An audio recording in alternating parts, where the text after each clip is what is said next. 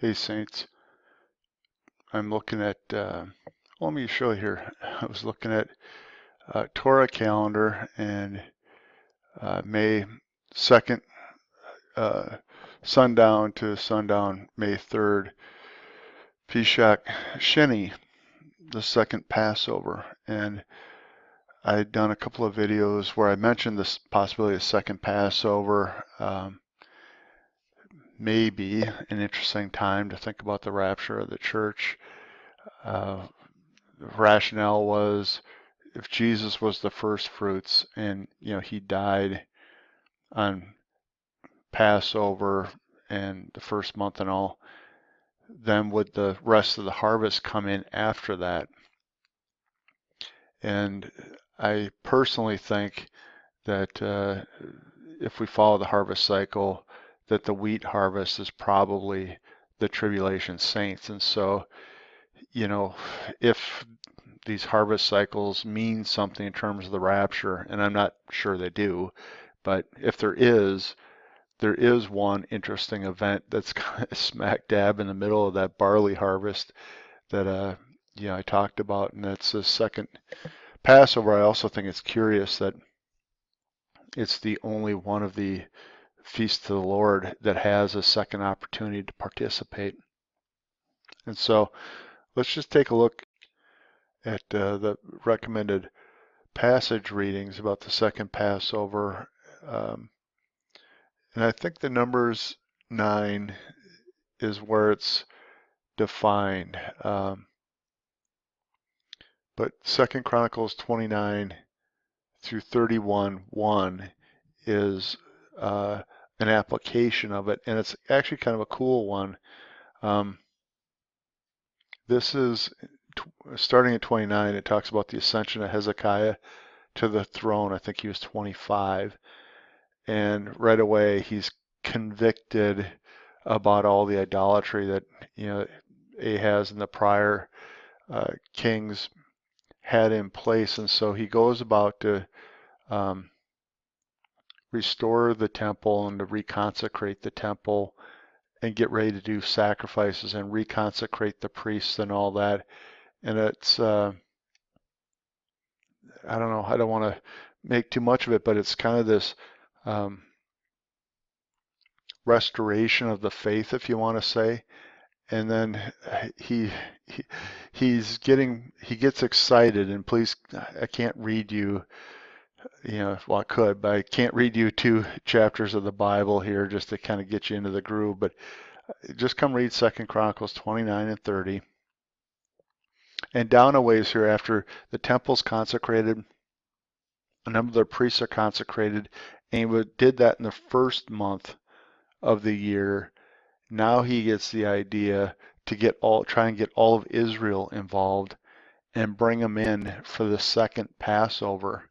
And I think this is kind of cool because I don't know, it's been 2,000 years, in the church age, and we're right at the end of the church age. At least everybody thinks that. I want to be careful with my words. I'm not too specific to 2015 or anything like that, but I mean, I'm pretty excited about the time we're living in right now, Saints. And so I'm kind of looking at these models, and if the second Passover is potentially in there because the church is going to be raptured, there is a couple of interesting things. I'm going to read you one of them right here. As he sent, this is Hezekiah sent couriers out to gather all of Israel to come in and celebrate Passover during the time of the second Passover. And so the couriers crossed from city to city throughout the territories of Ephraim and Manasseh as far as Zebulun, but those people just mocked them and laughed at them. Nevertheless, a few men from Asher, Manasseh, Zebulun humbled themselves and traveled to Jerusalem. I don't know about you, Saints, but are you feeling a little bit of affinity with that? If you are a strong believer in the Bible and in the end times and all that, guarantee you've been mocked and laughed at. And it just is a neat little model for me. And so the story goes on. I guess they have the Passover, and they slaughter the animals, as prescribed. And they got through there's a 1 week of unleavened bread, and so they're continuing the celebration, thousands of bulls and rams and sheep and all that, and thank offerings and all that. And they finished the first week, and Hezekiah is doing some neat things here. One, there weren't enough priests to handle all the sacrifices, and not enough consecrated priests.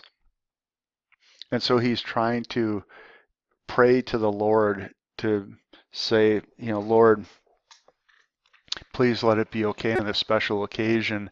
We want to celebrate to you. And so he's making some exceptions to the law in order to celebrate, this reconsecration to the Lord.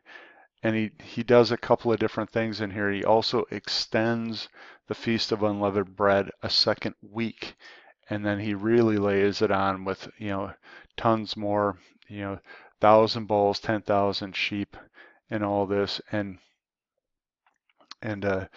really kind of does it up in the second week. And they're really praising the Lord, and they bring out the instruments from King David's time and from Solomon's time, and they play those instruments and all that, and it looks like it really was on fire. And so it says there was great joy throughout Jerusalem because nothing had happened like this in Jerusalem since the days of David's son Solomon, king of Israel.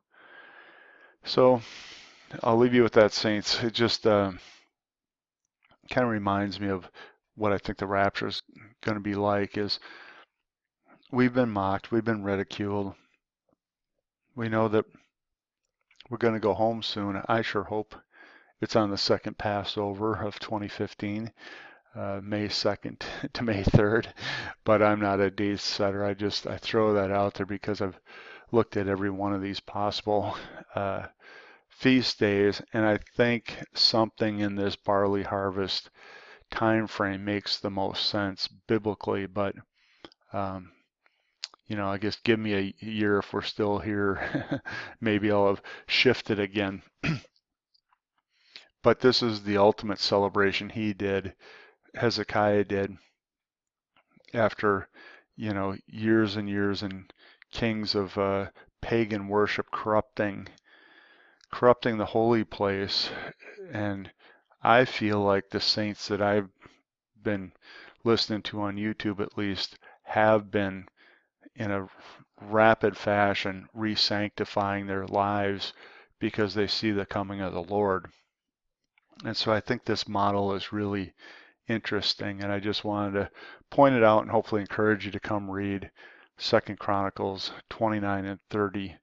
And saints, it's just one more reminder how good is the Lord, and especially how good is the Lord to those that love him and worship him. So God bless you, saints, and we'll see if there's more videos. Who knows? Good night.